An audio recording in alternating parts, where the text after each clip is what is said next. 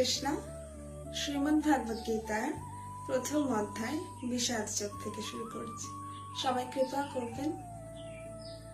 ধৃতরাষ্ট্র উবাচ। প্রথম শ্লোক। ধর্মক্ষেত্রে কুরুক্ষেত্রে সমবেতায়ুৎসবা মামকা পাণ্ডবাশ্চৈব কিমকুর্বত সঞ্জয়। ধৃতরাষ্ট্র জিজ্ঞাসা করলেন, হে সঞ্জয়, ধর্মক্ষেত্রে যুদ্ধ করার মানুষে সমবেত হয়ে আমার পুত্র এবং পাণ্ডুর পুত্রেরা তারপর কি করল? দ্বিতীয় শ্লোক। সঞ্জয় উবাচ।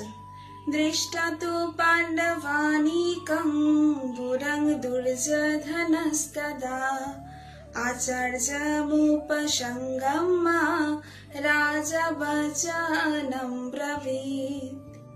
সঞ্জয় বললেন, হে রাজন, পাণ্ডবদের সৈন্যসজ্জা দর্শন করে রাজা দুর্যোধন দ্রোণাচার্যের কাছে গিয়ে বললেন। তৃতীয় শ্লোক। পশ্যতাং পাণ্ডুপুত্রাণাম আচার্য মহতিং চুম বুরং দ্রুপদপুত্রেণ তব শিষ্যেন ধীমতা। হে আচার্য, পাণ্ডবদের মহান সৈন্যবল দর্শন করুন, যা আপনার অত্যন্ত বুদ্ধিমান শিষ্য দ্রুপদের পুত্র অত্যন্ত দক্ষতার সঙ্গে বহ্নির আকারে রচনা করেছেন।